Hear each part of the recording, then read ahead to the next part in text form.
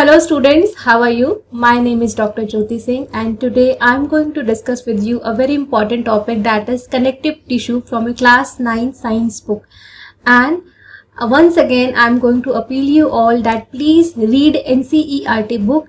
और अगर आप ये खुद से नहीं कर पा रहे हैं तो मेरे वीडियोस देखिए और उसके थ्रू आप एनसीईआरटी को रीड करिए और उसको समझिए, बिकॉज एनसीईआरटी की जो लैंग्वेज है वो एक स्टैंडर्ड लैंग्वेज है जिसे कि आपको आगे चल के या अभी से ही अडॉप्ट करना शुरू कर देना चाहिए, बिकॉज ऐसे ही आपको आंसर लिखने हैं. ठीक है, लेमैन लैंग्वेज में अगर आप आंसर लिखेंगे तो आपको मार्क्स नहीं मिलेंगे और वो बहुत ही अच्छा इंप्रेशन नहीं डालता है. ठीक है, तो जो टेक्निकल वर्ड्स हैं वो आपको एनसीईआरटी बुक से सीखने को मिलेंगे और इसी तरीके से जो वर्ड की मीनिंग है या वर्ड का क्या मतलब हो सकता है, क्योंकि एनसीईआरटी बहुत कंसाइज करके लिखी गई है तो आपका ये बहुत ज़्यादा टाइम भी सेव करता है, एज वेल एज एनसीईआरटी आपको इंट्रोड्यूस कराता है आज के जो आपको आगे चल के जिस तरीके से पढ़ना है, एक तरीके से नींव आपकी रखता है. तो NCERT reading is a must. Okay,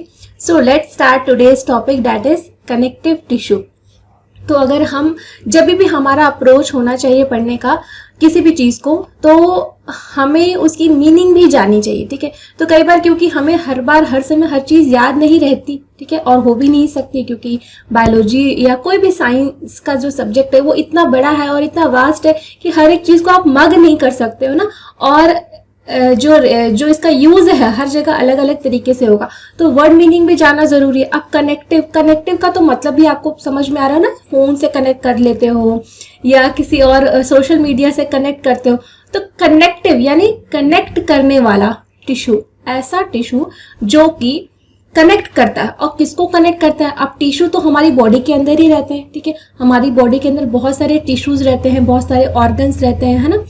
तो ऐसा टिश्यू जो कि कनेक्शन को एस्टेब्लिश करता हो बॉडी के डिफरेंट ऑर्गन्स के बीच में, डिफरेंट टिश्यूज के बीच में एक कनेक्टिंग लिंक हो या कनेक्शन को एस्टेब्लिश करता हो, वो टिश्यू. ठीक है, तो उसी को हम कहेंगे कनेक्टिव टिश्यू. ठीक है, तो कनेक्टिव टिश्यू बहुत सारे तरीके के हो सकते हैं. कुछ टिश्यूज के बारे में हम इस वीडियो में डिस्कस करेंगे. So blood is a type of connective tissue. तो ये क्वेश्चन आपको एमसीक्यूज के फॉर्म में, वन वर्ड आंसर क्वेश्चन में, फिल इन द ब्लैंक्स के फॉर्म में आ सकता है कि blood is a dash tissue, तो you have to write there connective tissue. ठीक है, सो ब्लड जो है कनेक्टिव टिश्यू है. आपको पता ही है कि हमारी बॉडी में हमेशा खून जो है वो चलता रहता है, दौड़ता रहता है हमारी नसों में, है ना, तभी हम जिंदा भी रह पाते हैं एक तरीके से, क्योंकि जो ब्लड है वो ऑक्सीजन को कैरी करता है और बॉडी के डिफरेंट सेल्स तक उसको लेके जाता है. ठीक है, तो ब्लड जो है वो एक मेजर कनेक्टिव टिश्यू है, हर एक ऑर्गन तक पहुंचता है. हाँ, तो इस वजह से हम ब्लड को कनेक्टिव टिश्यू कहते हैं. Why would it be called connective tissue? A clue is provided in the introduction of this chapter. तो हमने इंट्रोडक्शन ऑफ चैप्टर में पढ़ा ना कि जैसे कोई भी चीज है उसमें दो चीजों को कनेक्ट करता है, सबसे लिंक रखता है, सबसे मतलब हिलता मिलता रहता है. हाँ, तो इस वजह से इसका नाम है connective tissue. Fine, now let us look at this type of tissue in some more detail. The cells of connective tissue are loosely spaced and embedded in an intracellular matrix. ठीक है, तो जो कनेक्टिव टिश्यूज होते हैं और भी connective tissues होते हैं, यहाँ ब्लड एक एग्जाम्पल है. ठीक है, तो जो भी कनेक्टिव टिश्यूज होते हैं उनकी सेल्स जो होती हैं वो आपस में लूजली अरेंज होती है. जैसे हमने अभी स्क्वैमस सेल्स, स्क्वैमस एपिथेलियम के बारे में पढ़ा कि वो बिल्कुल ही टाइटली क्लोज पैकिंग रहती है, उनके उन सेल्स के बीच में कोई जगह नहीं रहती, सेल के बीच में कोई जगह नहीं रहती ताकि कोई भी बैक्टीरिया, फंगस, वायरस जो है आपके सेल के अंदर एंट्री ना कर पाए, सील पैक होती हैं. लेकिन यहाँ पे जो कनेक्टिव टिश्यू की बात जब हम करेंगे तो हम ये देखेंगे कि वो लूजली अरेंज होती है, क्योंकि उनको हमेशा हिलना डुलना है, एक जगह से दूसरी जगह मूव करते रहना. इस वजह से इनका जो पैकिंग है वो क्लोज पैकिंग नहीं रहती है. और दूसरी चीज, ये एक मैट्रिक्स के अंदर इम्बेडेड रहती है. अब इसका क्या मतलब है?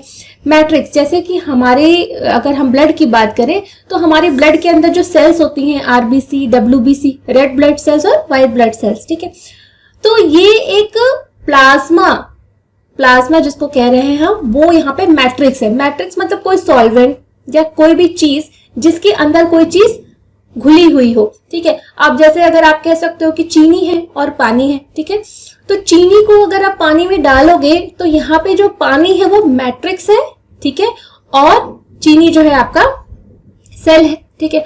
अगर आप चीनी को जो है अगर आप मिट्टी में मिला दो तो मिट्टी, यहाँ पे सॉइल जो है वो मैट्रिक्स है और चीनी आपकी सेल है ना। तो जिस चीज के अंदर कोई चीज रहती है उसको हम मैट्रिक्स कहते हैं, ठीक है।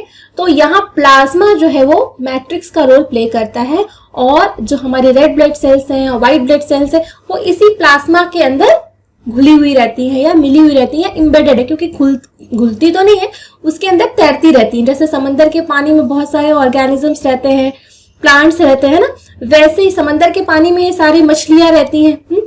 तो मछलियां जो है, अगर आप कहो कि समंदर जो है एक मैट्रिक्स है और मछलियां उसके अंदर इम्बेडेड है, just like that, fine. So the cells of connective tissue are loosely spaced and embedded in a intercellular matrix, ठीक है। मैट्रिक्स का मतलब यही होता है कि जैसे किसी चीज, जो चीज जिसके अंदर वो चीज है, प्रेजेंट है, ठीक है। द मैट्रिक्स में बी जेली लाइक, जो मैट्रिक्स है वो जेली लाइक भी हो सकता है, फ्लूइड यानी लिक्विड के फॉर्म में भी हो सकता है, डेंस गाढ़ा, या रिजिड, जैसे मैंने कहा मिट्टी के अंदर आप कोई चीज घोल दीजिए तो वो उसका मैट्रिक्स है ना। तो मैट्रिक्स कुछ भी हो सकता है, सॉलिड लिक्विड कुछ भी हो सकती है, ठीक है। So the nature of matrix differs in concordance with the function of a particular connective tissue। तो मैंने कहा जैसे कि कनेक्टिव टिश्यू बहुत सारे तरह के हो सकते हैं, ब्लड एक एग्जाम्पल है, लेकिन जो बहुत सारे कनेक्टिव टिश्यू हैं उनका फंक्शन क्या है, ठीक है, वो कौन सा फंक्शन परफॉर्म करते हैं, ये उसके मैट्रिक्स के ऊपर भी डिपेंड करता है, और मैट्रिक्स कैसा होगा वो वाइस वर्सा, मतलब कि मैट्रिक्स का अगर वो जो सेल है अगर उसका फंक्शन बहुत मोबाइल करने का है तो वो फ्लूइड के मैट्रिक्स में एम्बेडेड रहेगा, ठीक है। अगर उसका फंक्शन मोबाइल करने का नहीं है, स्ट्रेंथ प्रोवाइड करने का है, तो वो बहुत रिजिड मैट्रिक्स के अंदर एम्बेडेड रहेगी वो सेल। हाँ, इस तरीके से। अब हम एक एक्टिविटी देख लेते हैं, एक्टिविटी 6.4। हो सकता है आपको अगर कुछ थोड़ा बहुत डाउट रह जाए तो उस एक्टिविटी से भी क्लियर हो जाएगा, ठीक है। Take a drop of blood on a slide and observe different cells present in it under a microscope। एक बूंद खून ले लीजिए, ठीक है। आप अपनी निडल से, मतलब कोई भी निडल नहीं, जो आपको बिल्कुल जो स्टेलाइज्ड निडल होती है उससे अपनी हाथ को थोड़ा सा प्रिक करिए तो एक बूंद खून आ जाएगा, ठीक है। उसको स्लाइड पे ले लीजिए। तो जब आप स्कूल जाइएगा, अभी तो स्कूल बंद है, जब स्कूल जाइएगा तो वहां पे आपको माइक्रोस्कोप मिलेगा, ठीक है। तो माइक्रोस्कोप के नीचे वो स्लाइड को आप देखेंगे तो आपको उसके अंदर सेल्स दिखेंगी, ठीक है। ब्लड के अंदर जो हमारा ब्लड होता है उसके अंदर ऐसा नहीं कि सारा का सारा सेल ही रहता है या सारा का सारा लिक्विड ही रहता है। तो जैसे मैंने कहा जेली लाइक या फ्लूइड जो है प्लाज्मा के फॉर्म में, उसके अंदर red blood cells, RBC, WBC रहती हैं। इनका अमाउंट वेरी करता है, ठीक है।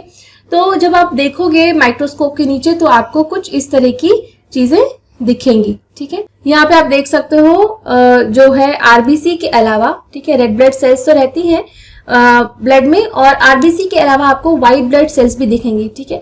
व्हाइट ब्लड सेल्स बेसिकली हमारी बॉडी के डिफेंस मैकेनिज्म है, हमारी बॉडी को इम्यूनिटी प्रोवाइड करते हैं, ठीक है। और व्हाइट ब्लड सेल्स भी जो है हमारे पास 5 तरह की व्हाइट ब्लड सेल्स है। जो डब्ल्यूबीसी है उसमें भी 5 तरह की डब्ल्यूबीसी हो सकती है, ठीक है। एक है न्यूट्रोफिल, जिसको कि हम पोलोन्यूक्लियर ल्यूकोसाइट भी कहते हैं। पोलोन्यूक्लियर मतलब इसका जो न्यूक्लियस आप देख सकते हो ना, इसमें बहुत सारे जो है आप देख सकते हो कि बहुत सारे न्यूक्लियस के इसमें सब पार्ट्स बने हुए हैं, ठीक है, इस तरीके से, इसलिए इसका नाम है पोलोन्यूक्लियर ल्यूकोसाइट भी कहते हैं और न्यूट्रोफिल भी कहते हैं, ठीक है। न्यूट्रोफिल का काम बेसिकली जो होता है न्यूट्रलाइज करना, न्यूट्रोफिल, ठीक है। तो ये जितने भी बैक्टीरिया, वायरस है उन सबको किल करता है इनगल्फ करके, ठीक है। इसिनोफिल ये भी आपका व्हाइट ब्लड सेल का एक टाइप है। इनके फंक्शंस को आप जो है डिटेल में बाद में पढ़िएगा। बेसोफिल जो है आपको एक तरीके से अलार्मिंग सिस्टम है बॉडी का, कि बैक्टीरिया आया, वायरस आया तो सबको, सारी बॉडी को एक्टिवेट करने का, जगा देने का काम करता है बेसोफिल। ये भी व्हाइट ब्लड सेल का एक टाइप है। और लिम्फोसाइट एंड मोनोसाइट ये भी व्हाइट ब्लड सेल के एक टाइप है, और ये सब मिल करके जो है हमारी बॉडी को जो है इम्यूनिटी प्रोवाइड करते हैं। लिम्फोसाइट बेसिकली हमारी बॉडी में एंटीबॉडीज का प्रोडक्शन करता है, ठीक है।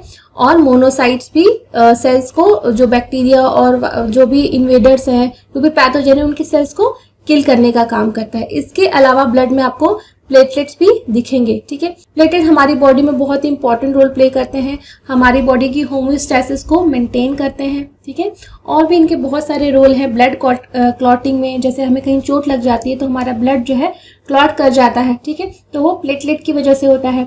हमारी बॉडी में कहीं पे भी जैसे चोट लग जाती है तो थोड़े दिन बाद वो ठीक भी हो जाता है। तो टिश्यू रिपेयर में भी प्लेटलेट का बहुत इंपॉर्टेंट रोल है। ठीक है, तो प्लेटलेट काउंट भी बहुत इंपॉर्टेंट रोल प्ले करती है हमारे हेल्थ को रेगुलेट करने में। ठीक है, इसके अलावा आप दूसरा जो कनेक्टिव टिश्यू देखोगे कि जैसे हमारी बोन है। ठीक है, बोन भी हमारे एक तरीके से एक कनेक्टिव टिश्यू है, क्योंकि वो मसल्स और जो है हमारी बोन्स को सबको इकट्ठा जोड़ के रखती है। ठीक है, so blood has a fluid liquid matrix called plasma. तो जैसे मैंने आपको बताया कि ब्लड का जो मैट्रिक्स होता है वो फ्लूइड के फॉर्म में होता है और उसको हम क्या कहते हैं, प्लाज्मा। ठीक है, इन विच रेड ब्लड कॉर्पस्कल्स यानी आरबीसी, व्हाइट ब्लड कॉर्पस्कल्स यानी WBC and platelets are suspended, जिसके की अंदर प्लाज्मा के अंदर आरबीसी, डब्ल्यूबीसी और प्लेटलेट्स जो है घुले हुए रहते हैं, सस्पेंडेड रहते हैं। ठीक है, the plasma contains proteins, salts and hormones. तो प्लाज्मा के अंदर बहुत सारा प्रोटीन होता है, सॉल्ट होता है और हॉर्मोन्स डिसॉल्व रहते हैं प्लाज्मा के अंदर। ठीक है, blood flows and transport gases. ये जो ब्लड है ये फ्लो करता है हमारी बॉडी में और ऑक्सीजन को कैरी करता है पूरी बॉडी की सेल्स तक और कार्बन डाइऑक्साइड को वापस लाता है लंग्स तक, ताकि हम उसको एक्सेल कर सके। ठीक है, डाइजेस्टेड फूड, जो भी फूड से हम खाना खाते हैं, हमारे स्टमक में न्यूट्रिशन फूड हम लेते हैं। ठीक है, तो जो भी न्यूट्रिएंट्स अब्सॉर्ब होते हैं वो ब्लड के थ्रू सेल्स तक पहुंचते हैं, क्योंकि खाना तो नहीं पहुंचेगा, लेकिन खाने से जो हमने न्यूट्रिएंट्स डिराइव किए वो ब्लड में डिसॉल्व होकर बॉडी की हर एक सेल्स तक पहुंचते हैं। ठीक है, हॉर्मोन्स को भी कैरी करता है blood and waste materials to different parts of the body. तो waste material different parts, body के पार्ट से वेस्ट मटेरियल लेके लीवर और किडनी तक जाता है और वहां पे उनको प्योरिफिकेशन की प्रोसेस करवाता है ब्लड। ठीक है, सो ये तो हो गया ब्लड एक तरीके का कनेक्टिव टिश्यू है। और दूसरा जो कनेक्टिव टिश्यू है वो है हमारा बोन, हड्डी। ठीक है, हड्डी हमारे पूरे सिस्टम को, एक ढांचा को हमारे खड़ा करके रखती है ना, तो ब्लड के अलावा हड्डी जो हम बोन कहते हैं वो भी एक कनेक्टिव टिश्यू है। ठीक है, so bone is another example of a connective tissue. It forms the framework that supports the body. ये एक हमारा ढांचा, फ्रेमवर्क जिसको कह रहे हैं ना, ढांचा, फ्रेमवर्क का मतलब, तो वो हमारी बॉडी को सपोर्ट करता है। अगर हमारे फ्रेमवर्क ना हो तो हमारी बॉडी ऐसे खड़ी ही नहीं हो पाएगी, है ना, हमारी गर्दन ऐसी नहीं होगी, हमारी नाक ऐसी नहीं होगी, या हमारा जो हार्ट है या हमारा जो लंग्स है इस तरीके से खड़े नहीं होंगे, इस तरीके से नहीं होंगे सिचुएटेड, तो हमारे बॉडी के ऑर्गन्स फंक्शन ही नहीं कर पाए, कोलैप्स कर जाएंगे, है ना। तो हड्डी का होना भी बहुत जरूरी है और इस तरीके से हड्डी बहुत ही इंपॉर्टेंट कनेक्टिव टिश्यू है। ठीक है, so it also anchors the muscles and supports the main organs of the body. और ये हड्डियां हमारी मसल्स को पकड़े हुए हैं, ये अगर ये मसल है और हड्डी है, ये आपस में कनेक्टिव है, तो हड्डी ही इन मसल्स को पकड़े हुए है। अगर ये हड्डियां मसल्स को छोड़ देंगी तो हमारे ऑर्गन्स को नहीं सपोर्ट कर पाएंगी और हमारे ऑर्गन्स फेल हो जाएंगे और हमारे ऑर्गन्स ठीक से प्रॉपर फंक्शन नहीं कर पाएंगे। ठीक है, so it is a strong and non flexible tissue. तो हमने ब्लड में देखा कि ब्लड बहुत ही ज्यादा फ्लेक्सिबल है, इधर से उधर घूम जाता है, लेकिन जो बोन है वो भी कनेक्टिव टिश्यू है, लेकिन वो नॉन फ्लेक्सिबल है। फ्लेक्सिबल मतलब हिल डुल, बहुत फ्लेक्सिबल नहीं, एक जगह से दूसरी जगह जा नहीं सकता है। ठीक है, लेकिन ये बहुत स्ट्रॉन्ग कनेक्टिव टिश्यू है, मजबूत है, ऐसे मारो तो चोट नहीं लगेगी, लेकिन ब्लड को करो तो ब्लड तो खराब हो जाएगा ना। तो what would be the advantages of these properties for bone functions. तो बोन की जो हड्डी है उसको काम करने के लिए स्ट्रॉन्ग और नॉन फ्लेक्सिबिलिटी, ये जो इसकी प्रॉपर्टीज है, ये इसके लिए कैसे बेनिफिशियल है या हमारे लिए कैसे बेनिफिशियल है इसका इस तरीके का होना। ठीक है, so bone cells are embedded in a hard matrix and is composed of calcium and phosphorus compounds. तो जो बोन की जो सेल्स होती हैं, बोन में भी सेल्स होती हैं, ऐसा नहीं है कि बोन के नॉन लिविंग टाइप का कुछ चीज है, नो, बोन के अंदर भी सेल्स होती हैं और वो सेल्स एक मैट्रिक्स के अंदर एम्बेडेड होती है। यहाँ पे जैसे हमने देखा कि जो ब्लड की सेल्स हैं जैसे आरबीसी, डब्ल्यूबीसी, प्लेटलेट, ये एक फ्लूइड मैट्रिक्स में एम्बेडेड है, वैसे ही बोन की सेल्स एक हार्ड मैट्रिक्स जिसको कहते हैं सॉलिड मैट्रिक्स के अंदर एम्बेडेड है। ठीक है, समझ में आ रहा है। सॉलिड मैट्रिक्स के अंदर बोन की सेल्स एम्बेडेड है, ठीक है, और ये मैट्रिक्स किससे बना है, कैल्शियम और फास्फोरस के कंपाउंड से मिलकर ये मैट्रिक्स बना है, ठीक है। So two bones can be connected to each other by another type of connective tissue called the ligament. दो बोन्स आपस में भी कनेक्ट हो सकती है, जैसे हमारा यहाँ एल्बो जॉइंट है, या हमारा नी जॉइंट है, ठीक है, या हमारे इधर के जॉइंट्स है। तो ये सारे जो भी जॉइंट्स हैं, ठीक है, तो यहाँ पे दो हड्डियों का जॉइंट है, ये एक हड्डी है, यहाँ पे एक हड्डी है, तो दो हड्डियों को जोड़ने के लिए एक अलग तरीके का कनेक्टिव टिश्यू है जिसको हम कह रहे हैं कि लिगामेंट। तो ये एग्जाम में भी आपसे पूछा जा सकता है कि which connective tissue joints to bones, ठीक है, कौन सा कनेक्टिव टिश्यू है जो कि दो बोन्स को जोड़ता है। Then you have to write your answer as ligament. Okay, ligament is also a type of connective tissue which joins two bones. Okay, so this tissue is very elastic. ये elastic होता है, इसी वजह से हम ऐसे ऐसे मूव भी कर सकते हैं, ऐसे ऐसे मूव कर सकते हैं ना, इलास्टिक है, मतलब जोड़ा तो है दो हड्डियों को, लेकिन इलास्टिसिटी भी है, ठीक है, ताकि हम हाथ फोल्ड कर सकें। Okay, so it has considerable strength, लेकिन इसके पास थोड़ा सा स्ट्रेंथ भी होता है, मतलब मजबूत होता है। Ligaments contain very little matrix and connects bones with bones. Okay, तो ligaments के अंदर मैट्रिक्स कम होता है, सेल्स ज्यादा होती हैं, ठीक है, और एक हड्डी से दूसरी हड्डी को जोड़ती है, ठीक है। तो ये हो गया लिगामेंट, याद रखना है आपको, लिगामेंट क्या करता है, बोन टू बोन जॉइंट का काम करता है। ओके, देन हमारा नेक्स्ट एक और कनेक्टिव टिश्यू आता है जिसको कि हम कहते हैं टेंडॉन्स, ठीक है। Tendons connect muscles to bones and are another type of connective tissue, ठीक है। अब हड्डी से हड्डी को जोड़ने के लिए लिगामेंट है, लेकिन ये जो मसल है इसको बोन से जोड़ने के लिए हमारे पास एक अदर कनेक्टिव टिश्यू है जिसको कि हम टेंडॉन्स कह रहे हैं, ठीक है। टेंडॉन्स जो है वो हमारे मसल्स को बोन से जोड़ के रखते हैं। ये तो अगर ये जुड़ी नहीं रहती तो ये ऐसे खींचती तो ऐसे खिंच जाती मसल, ये ऐसे खींचती तो ये खिंच जाती मसल, है ना, ये हड्डी से सटी हुई है, जुड़ी हुई है प्रोटेक्शन के लिए, ठीक है। तो इसको जोड़ने का काम कौन सा कनेक्टिव टिश्यू करता है, वो है टेंडॉन। तो ये कई बार पूछा जाता है कि difference between tendon and ligament, तो आपको लिखना है कि ligament joints bone to bone while tendon joins bone to muscle. Fine. So tendons are fibrous tissue with great strength but limited flexibility. तो टेंडॉन्स जो है वो भी स्ट्रेंथ में अच्छी रहती है, लेकिन इनके अंदर उतनी फ्लेक्सिबिलिटी नहीं रहती जितनी कि लिगामेंट्स के अंदर रहती है, ठीक है। So another type of connective tissue cartilage. अब हमने लिगामेंट पढ़ लिया, टेंडन पढ़ लिया, अब हम एक और कनेक्टिव टिश्यू के बारे में पढ़ रहे हैं, वो है हमारी कार्टिलेज, ठीक है। So another type of connective tissue is cartilage has widely spaced cells. एक सेल और दूसरे सेल के बीच में काफी जगह रहती है, यानी कि मैट्रिक्स ज्यादा रहता है सेल्स जिसमें एम्बेडेड रहती है, ठीक है। The solid matrix is composed of protein and sugars, ठीक है। तो जो इसका मैट्रिक्स है जिसके अंदर ये कार्टिलेज की जो सेल्स एम्बेडेड है वो मैट्रिक्स प्रोटीन और शुगर से मिलकर बना रहता है, ठीक है। Cartilage smoothens bone surfaces at joints and is also present in the nose, ear, trachea and larynx, ठीक है। तो कार्टिलेज कहाँ कहाँ प्रेजेंट हो सकता है, कार्टिलेज बोन के सरफेसेस जो जॉइंट्स रहते हैं उनको स्मूथ करता है, ठीक है। एक तो आपका लिगामेंट से जुड़ा रहता है, लेकिन ऊपर से जो स्मूथनिंग है वो कार्टिलेज के थ्रू ही आती है, ठीक है। और कहाँ होता है, आपकी जो बोन की जो है ये वाली हड्डी जैसे दब रही है ना, फिर नाक, ये कान, ये देखिए ऐसे हो रहा है ना, ये कार्टिलेज है, ठीक है। ये कार्टिलेज फ्लेक्सिबल है ये, ठीक है, ये कार्टिलेज है। सो ईयर, ट्रैकिया, आपका विंड पाइप, ताकि जब खाना खाओ तो ऐसे नहीं कड़ा कड़ा सा लगे, नहीं, फ्लेक्सिबिलिटी जो है वो कार्टिलेज के थ्रू ही आती है, ठीक है। हम लैरिंग्स जो हम सांस लेते हैं, हमारी वोकल कॉर्ड है, ठीक है। We can fold the cartilage of the ears, but we cannot bend the bones in our arms. तो हम अपने ears के cartilage को तो fold कर सकते हैं, लेकिन अपने हाथ को ऐसे से मोड़ सकते हैं, नहीं मोड़ सकते, ये strong है, ठीक है। तो ये flexible है, okay. So think of how the two tissues are different. तो यानी ये दोनों tissues आपस में थोड़े थोड़े difference भी हैं, ठीक है। इसके अलावा दूसरा यहाँ पे आप डायग्राम देख सकते हो, ठीक है। यहाँ पे आप डायग्राम देख सकते हो बोन सेल्स का, ठीक है। यहाँ पे ये बोन का मैट्रिक्स है, ठीक है। ये जो आप देख रहे हो ब्लैक सर्कल्स, ये बोन के मैट्रिक्स है। इसके अंदर यहाँ पे देखिए हेवर्सियन कैनाल जा रही है। It contains blood vessels and nerve fibres.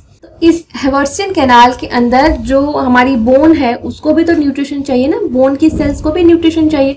तो बोन की सेल्स के ये एक टीएस दिया है, ट्रांसफर सेक्शन दिया है, ठीक है। तो बोन की सेल्स को भी न्यूट्रिशन चाहिए, तो वहाँ बोन की सेल्स के जो मैट्रिक्स है उसके बीच बीच में हेवर्सियन कैनाल्स गई रहती हैं, जो कि पतली पतली नसें होती हैं और वो उसके थ्रू ब्लड फ्लो करता है और उसके थ्रू जो है नर्व फाइबर्स भी रहती हैं इस हेवर्सियन कैनाल के थ्रू, कि मतलब कोई भी दर्द है, कोई भी सिग्नल है तो वो ब्रेन तक पहुंचे और न्यूट्रिशन पहुंचाने के लिए ब्लड वेसल्स जाती हैं, ठीक है। यहाँ पे आप देख सकते हो canaliculus contains cylinder process of bone cells और ऑस्टियोसाइट। तो बोन की सेल्स को क्या कहते हैं, ऑस्टियोसाइट्स भी कहते हैं, ठीक है। बोन सेल्स को हम साइंटिफिक लैंग्वेज में ऑस्टियोसाइट कहते हैं। तो ये इस तरह का आप स्ट्रक्चर देख सकते हो, बोन की सेल्स है और वो बोन की सेल्स ऑस्टियोसाइट्स जो है एक मैट्रिक्स में एम्बेडेड है, जो कि कैल्शियम और फास्फोरस से मिलके बनी है। और यहाँ पे आप देख सकते हो हेवर्सियन कैनाल भी है, ठीक है, उसके थ्रू आप देख सकते हो, ठीक है। और यहाँ पे आप देख सकते हो कार्टिलेज का भी एक डायग्राम दिया गया है, जिसमें कि हाइलिन जो है वो एक मैट्रिक्स का फॉर्मेशन करती है और कॉन्ड्रोसाइट जो कार्टिलेज है उसकी सेल्स को हम कॉन्ड्रोसाइट्स कहते हैं और वो इसके अंदर हाइलिन मैट्रिक्स के अंदर एम्बेडेड होती है। और आप देख सकते हो कि सेल्स काफी दूर दूर है, मैट्रिक्स का अमाउंट ज्यादा है, सेल्स दूर दूर है, इस वजह से इसके अंदर काफी फ्लेक्सिबिलिटी होती है। इनका अरेंजमेंट उतना कॉम्पैक्ट नहीं होता है जैसे कि बोन का होता है, ठीक है। Areolar connective tissue is found between the skin and the muscle. और एक दूसरी जो कनेक्टिव टिश्यू है वो है एरियोलर। एरियोलर मतलब यानी हवा, कुछ हल्का टाइप का, नहीं।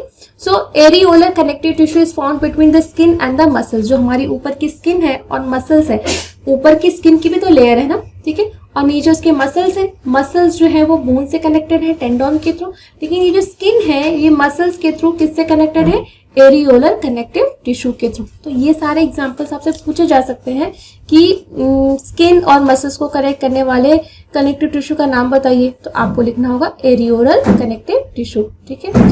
So around blood vessels and nerves and in bone marrow, ठीक है। तो ये कहाँ कहाँ पाई जाती हैं, ब्लड वेसल्स में पाई जाती हैं, नर्व्स में पाई जाती हैं और बोन मैरो में पाई जाती हैं। It फिल्स the space inside the organs. जैसे ऑर्गन का स्ट्रक्चर ढांचा बन गया है तो उसके अंदर कुछ खाली जगह बच जाती है। जैसे आपको एक कार्टून में सामान पैक कर रहे हो तो सामान और को कार्टून में रखने के बाद कुछ स्पेसेस बच जाते हैं ना, तो जो खाली स्पेसेस है आप थर्माकोल या इस तरह से पॉलिथीन से भर देते हो। वैसे ही जब किसी ऑर्गन का स्ट्रक्चर बन जाता है तो कुछ स्पेसेस जो भी बचे रह जाते हैं छोटे मोटे, उसको ये एरियोलर टिश्यू जो है उन स्पेसेस को भर देता है और उस स्ट्रक्चर को कॉम्पैक्ट बना देता है, ठीक है, इसी तरीके से, ठीक है। तो it फिल्स the space inside the organs, support internal organs and help in repair of tissue. तो ये टिश्यू रिपेयर में भी इसका काफी रोल है, ठीक है। So where are fat stored in our body. हमारी बॉडी में फैट कहाँ पे स्टोर होता है, जैसे हम खाना खाते हैं फैट बन जाता है, तो फैट कहाँ स्टोर होता है, तो फैट की भी सेल्स होती है, फैट सेल्स में, ठीक है। So fat storing adipose tissue is found between below the skin and between the internal organs. तो एडिपोज टिश्यू ये भी एक तरीके से कनेक्टिव टिश्यू ही कह लो, ठीक है। तो हमारे जैसे हमें सर्दियों में ठंडी लगती है ना, तो लेकिन जिनकी बॉडी में फैट कम होता है उनको और ज्यादा ठंडी लगती है, जिनकी बॉडी में फैट होता है उनको ठंडी कम लगती है। तो जस्ट स्किन के नीचे एक एडिपोज टिश्यू की एक लेयर होती है ताकि हमारी बॉडी में जो भी फैट होता है वो एडिपोज टिश्यूज में स्टोर होता है। तभी तो जब हम खाना खाते हैं फैटी वाला तो हमारे ये हाथ पैर सब मोटे मोटे हो जाते हैं ना, तो वो एडिपोज टिश्यू में फैट स्टोर होता है, okay. So the cells of this tissue are filled with fat globules. Fat globule से भरी रहती है एडिपोज टिश्यू की cells. And storage of fat also let it act as insulator. जैसे मैंने कहा कि बहुत ज़्यादा सर्दी से भी बचाती है, बहुत ज़्यादा गर्मी से भी बचाती है, ठीक है। तो यहाँ पे आप एडिपोसाइट्स देख सकते हो। एडिपोसाइट्स मतलब जो एडिपोज टिश्यू के अंदर जो सेल्स होती हैं या फैट स्टोरिंग सेल्स होती हैं उनको हम एडिपोसाइट्स कहते हैं। यहाँ पे आप देख सकते हो फैट ड्रॉपलेट लिखा है, यहाँ पे फैट जो है यहाँ पे इस तरह से स्टोर होता है। यहाँ पे ये फैट की सेल्स हैं, ये न्यूक्लियस छोटा सा साइड में दिख रहा है ब्लैक कलर का, बाकी सेल्स के अंदर पूरा फैट ही भरा हुआ है। ओके, और यहाँ पे ये एरियोलर टिश्यू का एक स्ट्रक्चर देख सकते हो यहाँ पे आप डी में। हाँ, ये एरियोलर टिश्यू का स्ट्रक्चर है, इसमें आप देख सकते हो मैक्रोफेजेस हैं। ये एक तरीके से मैक्रोफेजेस जो भी बैक्टीरिया या फंगस या वायरस जो भी उनको इंगल्फ करके खा जाते हैं।